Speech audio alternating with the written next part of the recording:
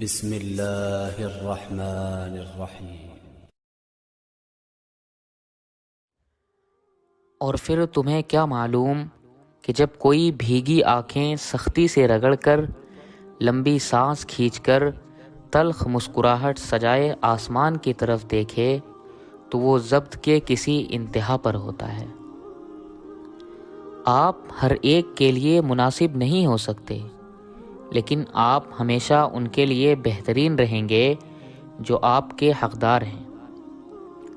شیخ Saadi رحمۃ اللہ علیہ فرماتے ہیں، انتظار ایک ایسی چیز ہے کہ انسان خود کرے تو اسے برا لگتا ہے، اور اگر کوئی اس کے لیے کرے تو اسے اچھا لگتا ہے۔ زندگی ہم کو بہت کم ملی ہے، کتنے وقت کے لیے یہ کسی کو معلوم نہیں۔ اس کو ہم اپنی مرضی سے کم یا زیادہ نہیں کر سکتے، ہاں اس کو ہم بہتر بنا سکتے ہیں دنیاوی خواہشات کو قابو کر کے۔ خیر کی روشنی دوسروں تک پہنچانے کے دو ہی ذریعے ہیں، یا تو سورج بن کے چمکیں یا پھر چاند کی طرح سورج کی روشنی دوسروں تک پہنچائیں۔ عقل مند کی دوستی اختیار کریں، اس میں فائدہ بہت ہے۔ شکست کھانا بری بات نہیں، شکست کھا کر ہمت ہار جانا بری بات ہے۔ وقت کی اگر کوئی قیمت ہے تو وہ اس کا درست استعمال ہے۔ اللہ کے نبی صلی اللہ علیہ وسلم فرماتے ہیں، اگر کوئی شخص اپنی پیدائش کے دن سے موت کے دن تک اللہ کو راضی کرنے کے لیے منہ کے بل سجدے میں پڑا رہے تو بھی قیامت کے دن اپنے اس عمل کو کم سمجھے گا۔ اگر اللہ نے تمہیں ہر نعمت دی ہے تو پھر اپنے رب کو یاد کرنا مت بھولو۔ ہیروں کو پرکھنا ہو تو اندھیرے کا انتظار کریں، دھوپ میں تو کانچ کے ٹکڑے بھی چمکتے ہیں۔ کوشش کیجئے کہ ان میں کوئی تیسرا شریک نہ ہو۔ عبادت، محبت اور معافی یہ سب پردے کی چیزیں ہیں۔ جس بستی سے حق والا محروم ہو کر نکلے وہ بستی ویران ہو جاتی ہے۔ اچھے لوگوں کا ملنا اچھے مستقبل کی ضمانت ہے۔ خیر کے دروازے کھلے ہوتے ہیں۔ اللہ تعالیٰ کسی بھی ایسے شخص کا اجر ضائع نہیں کرتا جو اچھے انداز سے عمل کرے۔ نیکیوں کے لیے کسی وقت اور جگہ کی قید نہیں ہے۔ لمبی امیدوں سے دور رہا کرو، کیونکہ وہ تمہارے پاس موجود نعمتوں کو حقیر بنا دیتی ہے۔ اللہ سے اچھا گمان رکھیں، پوری امید اور یقین کے ساتھ دعا جاری رکھیں۔ اللہ کا کوئی کام بے وجہ اور حکمت سے خالی نہیں ہوتا، اور جو اللہ پر بھروسہ کرتا ہے وہ اس کے لیے کافی ہے۔ دنیا کو تو سبھی بدلنا چاہتے ہیں، اصل چیز تو خود کو بدلنا ہے۔ جب آنکھوں سے سجدے بہنے لگے تو قبولیت کے سمندر میں ہلچل ضرور ہوتی ہے۔ 4 چیزیں سنبھال کر رکھو، نماز میں دل کو، تنہائی میں سوچ کو، محفل میں زبان کو، اور راستے میں نگاہ کو۔ میرا اللہ فرماتا ہے، صرف قرآن ہی ہے جو تمہیں صحیح زندگی گزارنے کا طریقہ بتاتا ہے۔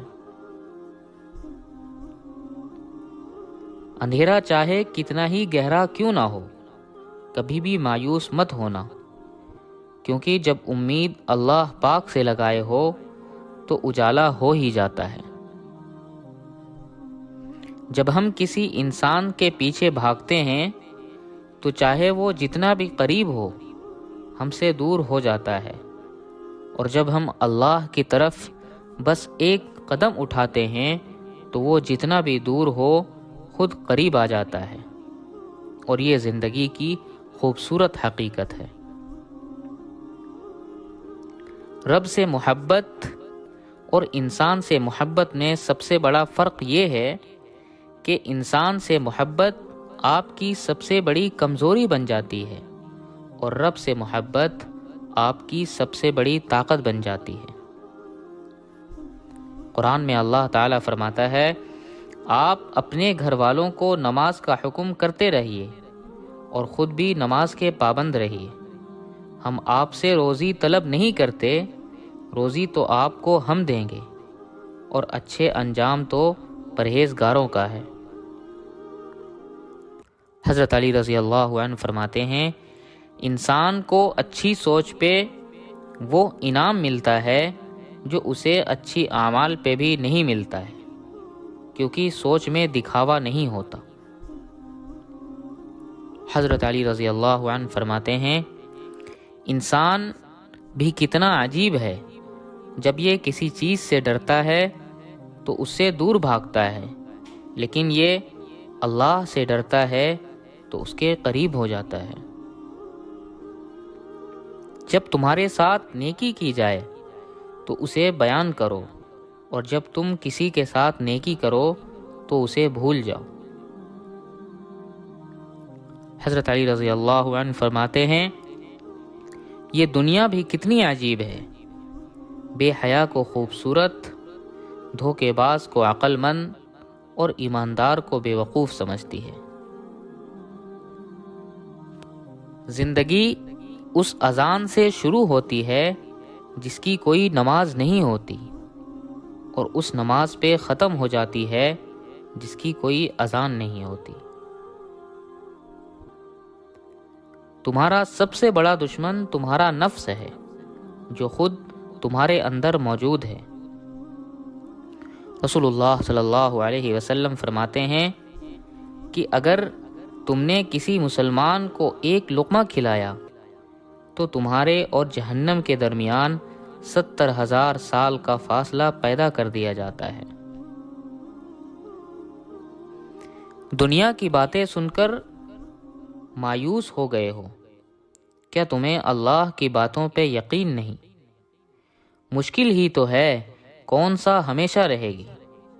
اللہ نے کہا تو ہے، مشکل کے بعد آسانی ہے، تو صبر کیوں نہیں کرتے؟ ان کی رضا میں خوش رہنا سیکھو۔ حضرت علی رضی اللہ عنہ فرماتے ہیں، انسان مایوس اور پریشان اس لیے ہوتا ہے کیونکہ وہ اپنے رب کو راضی کرنے کے بجائے لوگوں کو راضی کرنے میں رہتا ہے۔